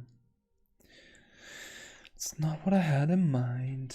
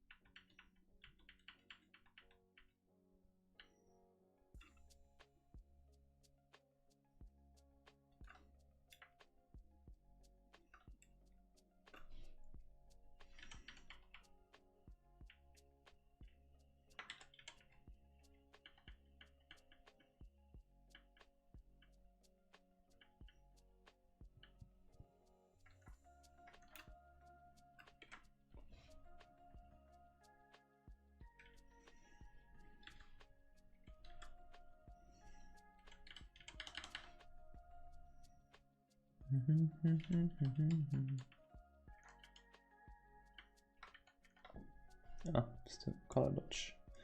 Not dissolve, man. Color, normal.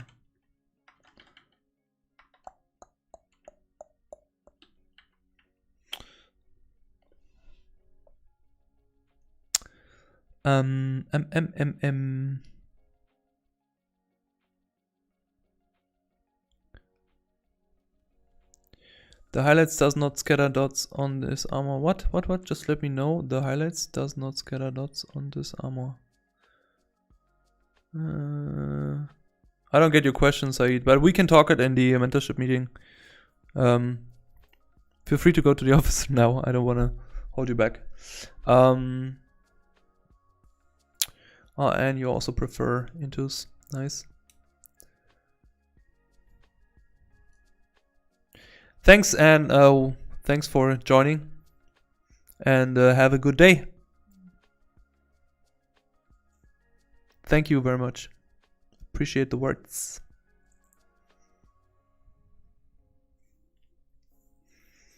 How's everyone else doing? How are you all doing?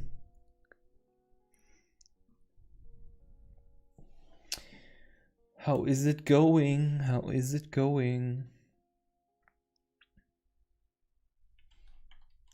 Does anyone has questions about this process? Now is the chance.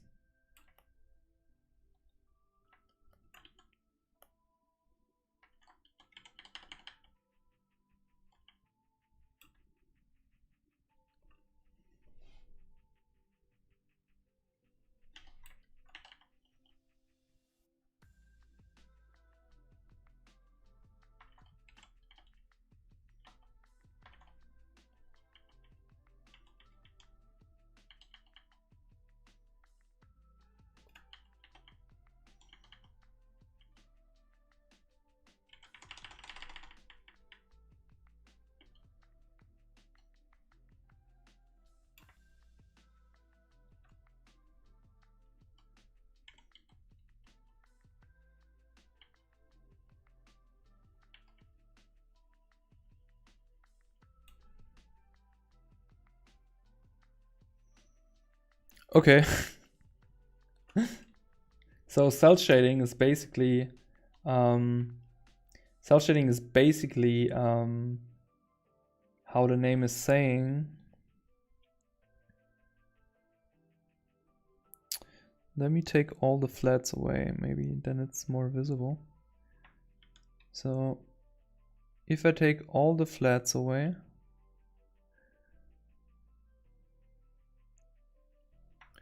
no, maybe not the flats. Maybe let's take the shadows away first. So basically when you have flat colors and you add some sort of very simplistic shadow to it, you are basically cell shaded. You're basically rendering the cell. I actually don't know, to be honest, where this like the naming is coming from, but this is a very fast process they used in animation. So if you look at Ghibli movies, for example, when you look at the shading, the rendering, they are using that in a lot of these older movies. And this is where the process is coming from, I think. It's coming from animation. And yeah, some people use it just as a quick, they just use it as a quick base for a rendering process at the end. Or some people also use it to just cell shade and then show ideas very quickly, because you already can show certain materials, how materials are looking, behaving in certain light already. So you don't need to push it so far. It also changed a bit. Like I feel like studios started to not, if they don't use marketing art, they don't go for such high detailed rendered stuff. But yeah,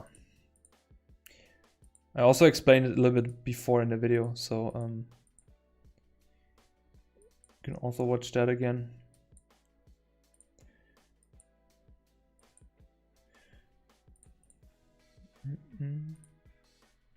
What's that? That's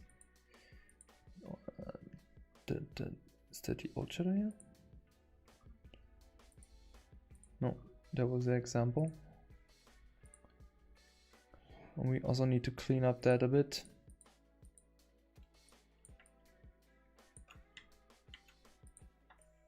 But yeah, again, you have to be very careful on, because this can become very dark and very muddy very quick.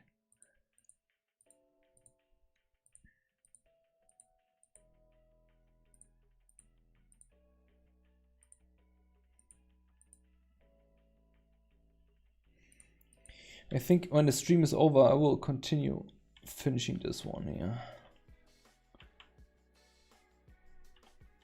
When I have time.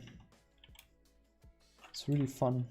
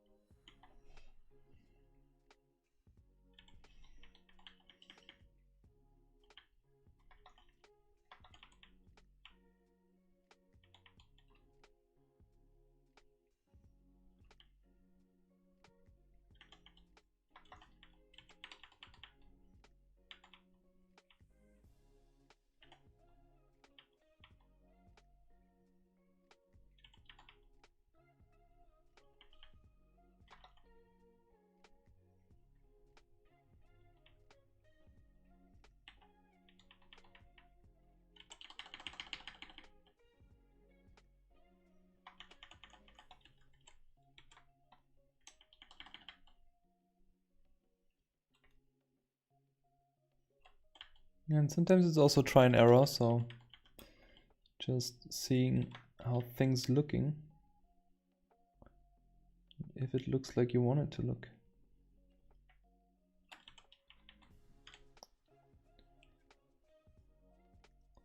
So shadow shapes is something you are designing, not just do randomly shapes in. You're trying to make them looking nice because everything comes together at the end. This is too dark, I don't like that. This is going around, so it's like here.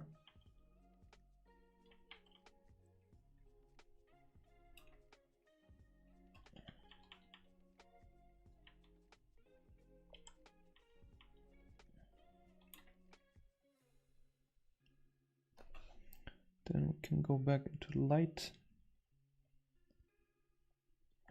Now I see this is too bright. To reduce that a bit more.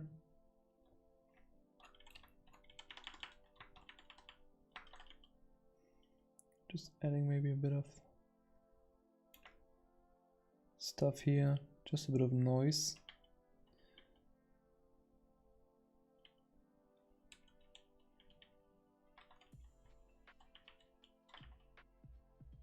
Also the drawing, again, is not so detailed, so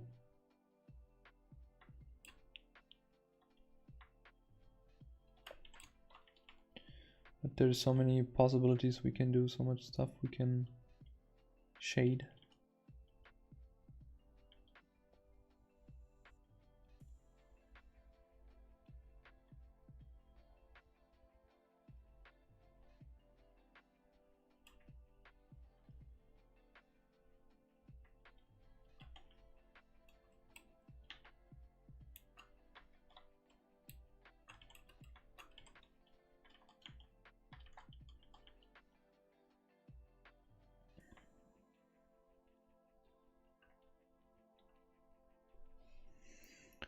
But yeah, it's a slow process. So let me try something else. Let me see how that's something you have to also be very cautious about. And I not always recommend doing that, but also trying to add a rim light, so to speak. This can look also very bad. So, and I'm actually try to avoid it most of the times. But I always try it just to see like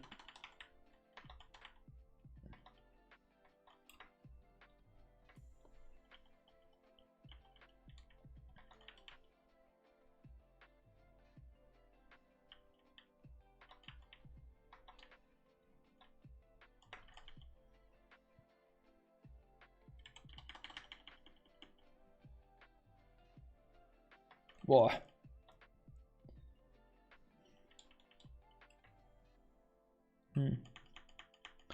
I don't know.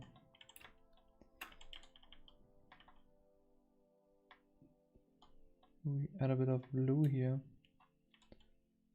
It's actually pretty nice.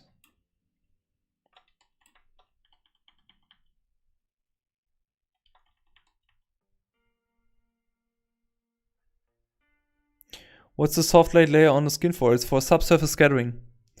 Hawk Frost Archer, and welcome to the stream, by the way. It's for subsurface scattering. So like when you look at a face, there are certain areas in the face which have more where more blood is flowing. So for example, when you are on the outside, it's very cold, and you come inside, the first areas which are very red is something you can observe, like nose and cheeks and stuff. These are there's more blood flowing. So that's why we always add a little bit of red in the face, just to give it a very small nuance. But also he has there's the line art which I colored, so it looks it's a bit strong. So what we technically actually could do, we could make a shadow layer again. Dun, dun, dun, dun. We could see if we can add a bit of... Oh, I always forget that I am on color touch. You can add a bit of form shadow here.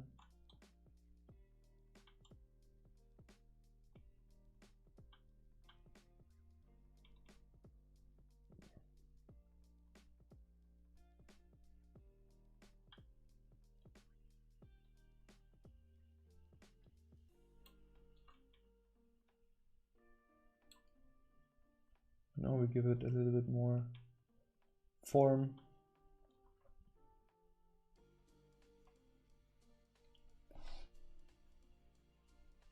Like this. And I can turn on and off the layer just to show you. Here, this one. You see what is happening to the face? Right now it looks very pale, so very white. Like he would be, he's about to throw up. I think it's very close to that already. So yeah, if you turn it on, it just gives very small nuances in the face. And I didn't even give his lips like any color. That's also something we can do. But yeah.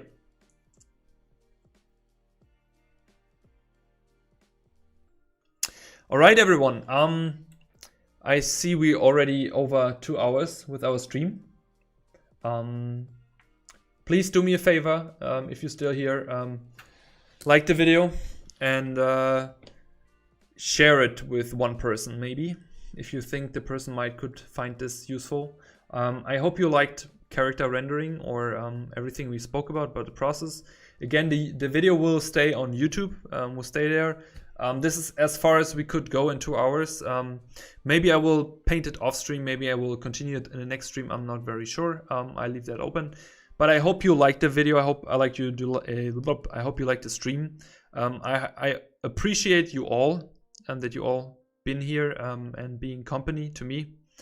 And I wish you all a wonderful evening. Take care, stay healthy, and yeah, keep up the work, keep up the joy. Yes, we have a stream schedule. We usually stream every Wednesday. Around 6:30 to 7. It depends on how fast I am with work because I directly come from my job. So yeah, but usually 6:30, latest 7, and then we stream for at least 2 hours every Wednesday. And if there is off-schedule stream, I also announce it on my Instagram. So just make sure to check out my Instagram story. Okay, cool. Thanks everyone for joining. Have a great evening and yeah.